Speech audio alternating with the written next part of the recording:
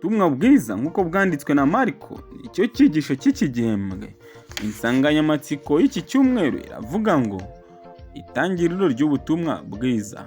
Icyo kwibukwa kiraboneka mu butumwa bwiza nk'uko bwanditswe na Mariko igice cya mbere umurongo wa 14 n'uwa 15, aho dufite amagambo avuga ngo Yohana amaze gufungwa Yesu ajya muri Galileya yamamaza ubutumwa bwiza bw'Imana agira ati, igihe kirageze, ubwami bw'Imana buregereje, nimwihane maze mwemerere ubutumwa bwiza. Ingingo y'uyu munsi iravuga ngo umubwirizabutumwa watsinzwe. Mbere yuko tujya mbere muri iki cyigisho, dusenga Imana. Turagushimye, turaguhimbaje Uwiteka Mana ishobora byose. Tugushimye ko wakomeje kubana natwe. Turakwiragije kugira ngo uzubane natwe muri iki cyigisho cya none. Nibyo dusabiye ubuntu mu izina rya Yesu Kristo umwami wacu. Amen. Ingingo y'uyu munsi iravuga ngo umubwirizabutumwa watsinzwe. Mu gitabo cyakozwe n'intumwa igice cya 12 turebere hamwe umurongo waho wa 12. Mbese ni mu buhe buryo Mariko atangira avugwa mu gitabo cy'ibyakozwe n'intumwa? Ibyakozwe n'intumwa mu gice cya 12 umurongo waho wa 12 haranditse ngo, akibitekereza atyo asohora kwa Mariya nyina wa Yohana wahimbwe Mariko, aho abantu benshi bari bateraniye basenga. Yohana niwe wahimbwe Mariko, kandi nyina bigaragare yuko yakiraga abantu kugira ngo bateranire iwe bahasengera.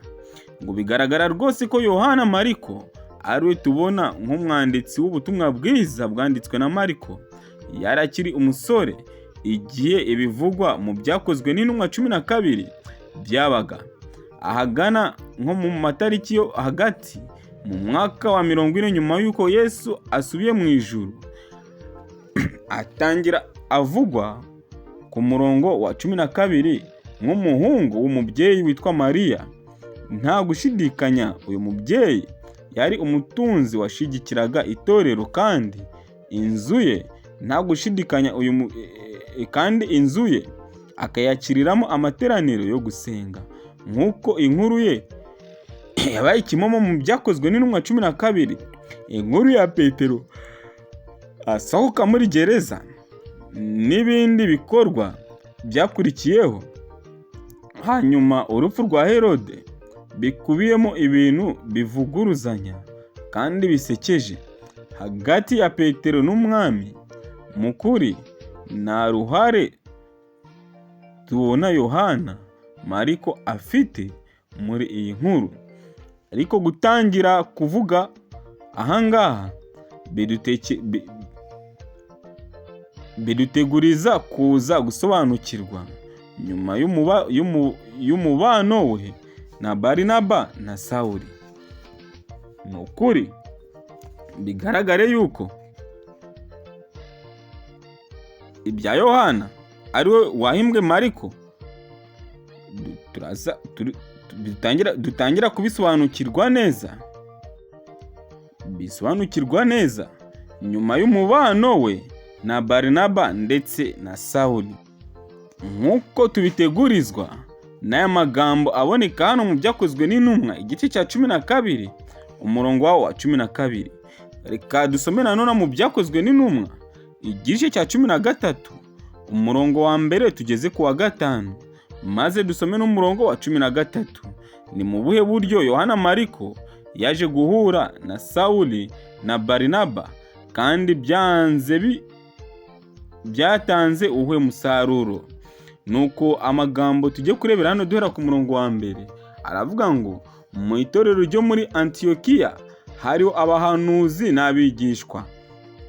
n'abigisha aribo Barinaba na Simoni witwaga Nigeru na Lukiyosi w'umunyakereni na Manayeni wareranywe n'umwami Herode. Hariho na Sawuli. Ubwo basengaga umwami Imana biyiriza ubusa, Umwuka wera yababwiye ati, mundobanurire Barinaba na Sawuli bankorere umurimo mbahamagariye gukora. Nuko bamaze kwiyiriza ubusa no gusenga, baherako babarambikaho ibiganza barabohereza. Ibyabaye ikuporo bya Eluma w'umukonikoni.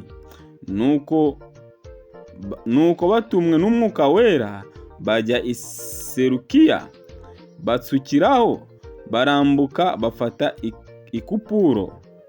Bageze i Salamini bamamaza ijambo ry'Imana mu masinagogi y'Abayuda. Yohana nawe abafasha.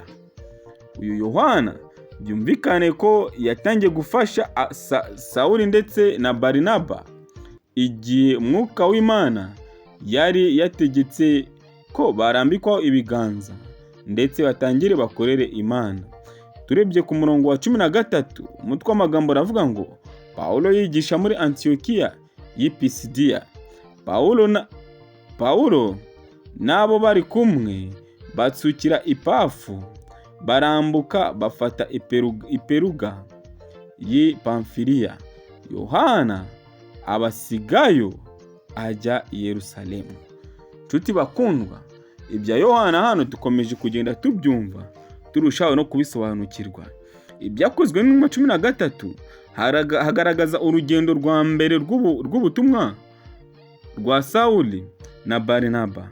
Rwatangiye ahagana mu mwaka wa 46 nyuma ya Kristo. Ntabwo inkuru itangira ivugwa Yohana Mariko kugeza ubwo tugeze ku murongo wa 5, kandi inshingano ye hano niyo kubafasha cyangwa kubabera umugaragu. Nta handi uyu musore avugwa kugeza ubwo twongeye kumwumva ku murongo wa 13, aho inkuru ntoya ivuga ko aje gusubira i Yerusalemu. Nta mpamvu yatanzwe yuko kugenda kwe, kandi kuba nta kivugwa cyuko yiyumvaga cyangwa yari amerewe bituma umuntu yakwibwira ibyamuteye kureka uwo murimo utoroshye wo kwamamaza ubutumwa.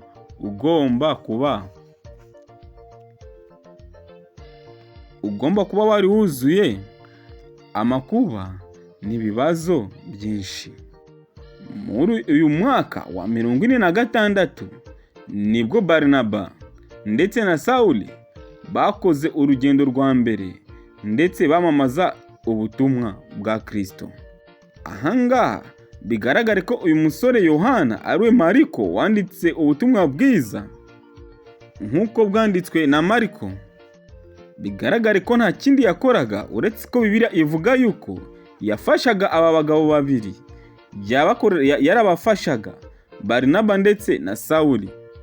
Ku murongo wa 13 rero bigaragara ko uyu musore, ubwo Barinaba na Sawuli bari bambutse bagiye i Pafu, uyu Mariko yahise yifatira umwanzuro wo gusubira i Yerusalemu.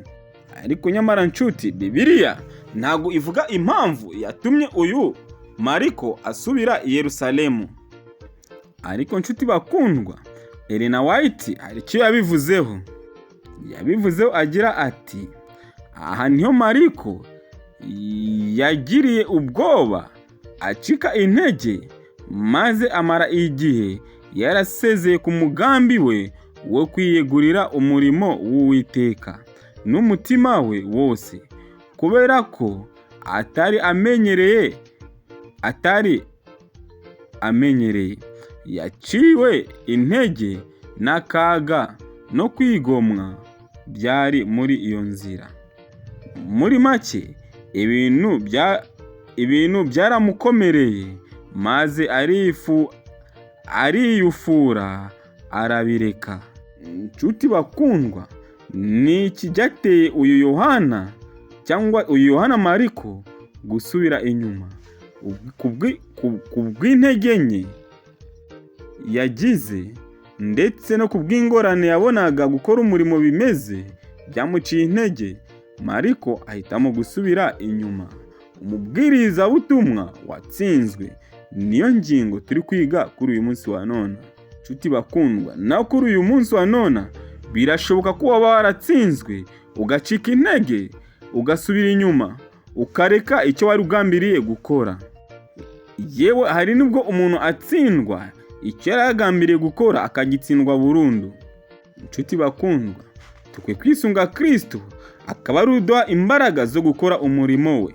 Ibi bikwiye kutubera icyigisho gikomeye cyane cyo kudacika intege ubwo twaba twaratangiye umurimo w'Imana.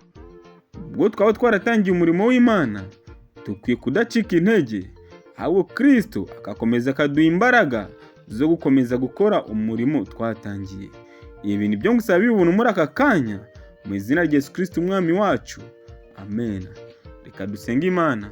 Turagushimiye Uwiteka, turaguhimbaje, tugushimiye kuri umuremyi wacu, tugushimiye ko wongeye kuduha umwanya wo kwiga ijambo rya kuri uyu munsi wa none. Turagusabye kugira ngo dukomeze tuyoborwe nawe. Nibyo dusabiye ubuntu mu izina rya Yesu Kristo umwami wacu. Amen.